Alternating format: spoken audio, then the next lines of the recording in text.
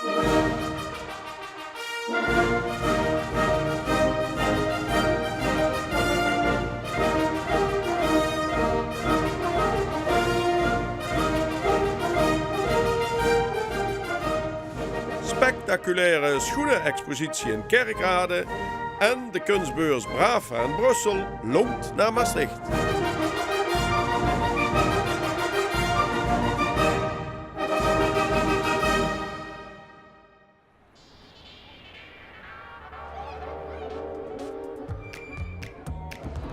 Ja, we zijn hier in het museum De Cube in Kerkrade en wel bij de opening van de expositie Heaven or Hell. En dat gaat over schoenen. Niet zomaar schoenen, maar heel beroemde schoenen. En vaak voor vrouwen.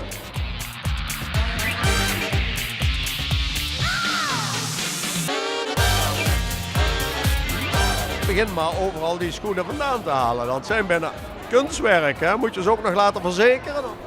Ja, zeker. Ik bedoel, er staat hier voor heel veel geld schoenen. Vandaar dat we ook extra beveiligingscamera's op hebben laten hangen en dergelijke. Want dat is natuurlijk zo, kijk, heel veel van deze schoenen komen uit musea, vanuit heel Europa. Van Parijs natuurlijk, Yves Saint Laurent, allemaal dat soort merken hebben we in huis. Maar daarnaast ook heel modern ontwerp, waar maar enkele stuks van gemaakt zijn. En ja, dat zijn natuurlijk toch stukken die moeilijk, als er iets mee zou gebeuren, om die dan weer op een of andere manier nieuw te krijgen. Ja.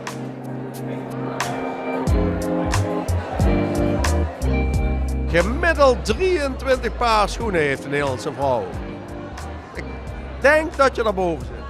Dat klopt. Ik ga niet vertellen hoeveel, maar ik steun de schoeneneconomie in Nederland wel enigszins iets meer. Ja. En kom je er nog uit wijs? Heb je nog enig idee waar staat welke kleur, winter, zo? Ja. Ik probeer ze altijd in de originele doos te bewaren, zodat ik ze ook terug kan vinden. Ja. En zijn ze allemaal zo hoog als deze? Nee, natuurlijk niet. Maar een meisje moet natuurlijk altijd voorbereid zijn op alle situaties en er horen ook de passende schoenen bij. En staat de kast of de kasten thuis helemaal vol met schoenen? Ja, onderweg hier naartoe moest ik natuurlijk even nadenken, want ik wist dat die vraag zou komen van hoeveel heb je daar? Ja, ik zat dus net boven het gemiddelde wat een Nederlandse vrouw heeft. En dat was geloof ik net boven de 23. Ik denk dat er net geen 30 hebben. Maar het is inclusief sportschoenen, want die heb ik een heleboel.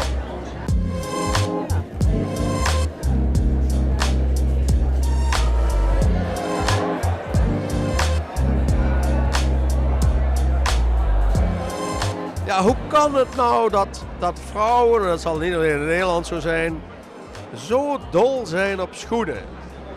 Ik denk dat schoenen de makkelijkste manier zijn, de snelste weg om je een bepaalde rol te laten spelen. Of je nou sneakers draagt of hoge hakken, je verandert van een sportieve meid in een vamp. En wat natuurlijk het grootste geheim is dat schoenen altijd passen, ook als je een paar kilo te zwaar bent. Ik snap overigens wel dat als je veel paar schoenen hebt, dat je natuurlijk dan kunt wisselen van de groene schoenen bij het groene pakje en de rode bij de rode jurk, et cetera. Dat zal een rol spelen. Ja, natuurlijk. Maar ik vind dat je van elke kleur wel een paar schoenen moet hebben. En dan ook nog een open model en dan een dicht model. Zomer, winter. Ja, en zo zijn er dus eigenlijk altijd wel schoenen die je nog niet hebt. Dus er is altijd weer een reden om nieuwe schoenen te kopen. We staan hier voor ongetwijfeld heel bijzondere schoenen. Welke zijn dat? Het zijn schoenen van de Franse ontwerper Roger Vivier. Dat huis bestaat nog steeds. En Roger Vivier was de hoofdleverancier van Catherine Deneuve. En hij heeft de schoenen gemaakt die zij droeg in de film Belle de Jour. Waarin zij een dure, hoe zeg ik het netjes, prostituee speelde. En dat is dit model met een gesp, een hele brave schoen eigenlijk. Dat is niet spectaculair. Nee, maar het is met Catherine Deneuve erin wordt het natuurlijk al wel... wel een verschil. Ja. En dit zijn schoenen gemaakt voor prinses Soraya van Iran. Okay. Dus het ook een prachtig mooie, dit is ook een soort queenie hak, dat loopt dan terug, waardoor het zwaartepunt van de hak midden onder de voet komt te liggen. Dat is comfortabeler dan dat je hem aan het eind, geeft meer balans. Dus dit is een schoen die heel lekker zit. En niet zo hoog. Nee, maar het heeft toch wel een mooie, het geeft net een beetje lift. Dus het is een verstandige schoen. Ja, zeker. En dan toch de ultieme vraag, hoeveel schoenen heb je thuis? De tel was je kwijt. Of hoeveel paar schoenen? We moeten een paren tellen. Alles dubbel, ja.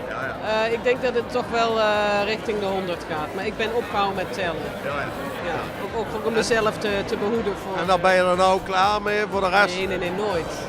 Nooit. Ga het maar doen. Ja.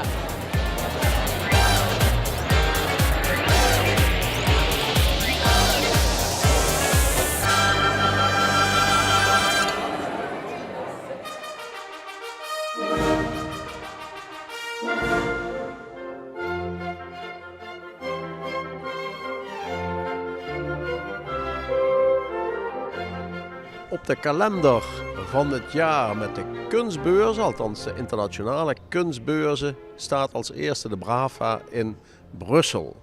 Hier kom je ook een aantal TEFAF-handelaren tegen. Het is hier nog niet TEFAF, het is niet zo groot, ook nog niet zo internationaal. Maar ambitieus zijn ze wel en ze kijken toch ook wel een beetje naar Maastricht.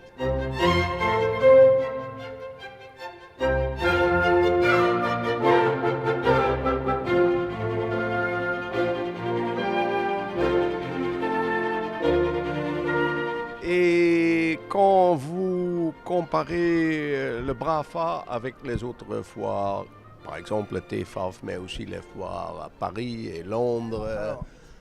Non, ce que je trouve intéressant Alors, il y a pour l'instant beaucoup d'événements en Europe, beaucoup de nouveaux événements, mais si on prend les foires qui ont... Les événements et les foires qui ont une certaine expérience, que ce soit la TEFAF qui est une fantastique foire, elle a son rythme, elle a sa façon de fonctionner. Par exemple, il fonctionne par zone et avec des marchands de très très haute qualité aussi.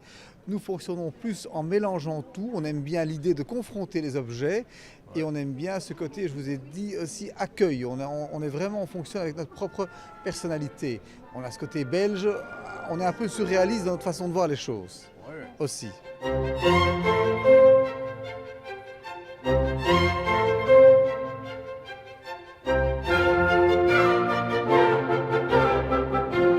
Ja, we kennen u van TEFAF, uw familiebedrijf staat daar al enkele tientallen jaren zelfs. Hier is een systeem dat straks is hier de preview of de opening. Gala dinner. Ja. Dat kennen we in Maastricht niet zo. Hè? Hier gaan de mensen zittend eten. Ik geloof voor 2000 of 2500 mensen. Of zo. Ja, soms is het tot 3000. Okay, maar er zijn mensen die binnenkomen en die niet eten. En dan omdat ze de eerste blik willen hebben. Eerst kopen. Ja, precies. Beter voor u als kopen en niet eten. Als te kopen, ja, precies. Dat is weer helemaal gemakkelijker voor ons.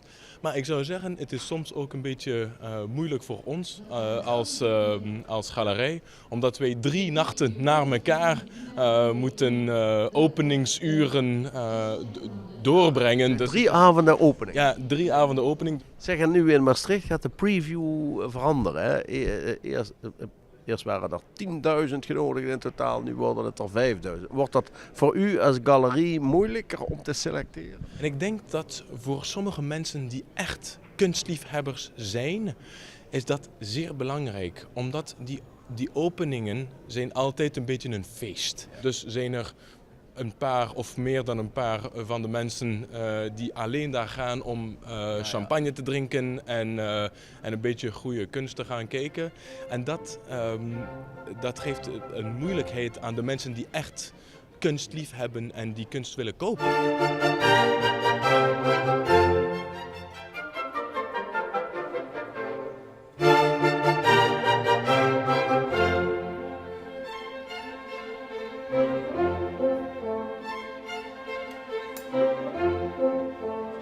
Wij maken van Brava en de outdoors exhibitions en kunstbeurzen onze belangrijkste aanwezigheid in een beurs. En nu, Brava is ook thuis bij mij. Ik ben Belg, ik heb mijn galerie in Knokke, ik leef in Sint-Maartenslaten en het is in mijn nabijheid, in mijn brotherhood, maar waar ik al mijn vrienden ken. En toch blijkt dat Brava, gemiddeld komen rond de 6000 bezoekers op onze uitnodiging Brava bezoeken. Dat is veel. Dat is echt top, maar dat wil ook zeggen dat we toch een verzameling krijgen, een bijeenbrengen van onze verzamelaars België, Nederland, Luxemburg, Duitsland, Frankrijk, Zwitserland, hier in Brussel.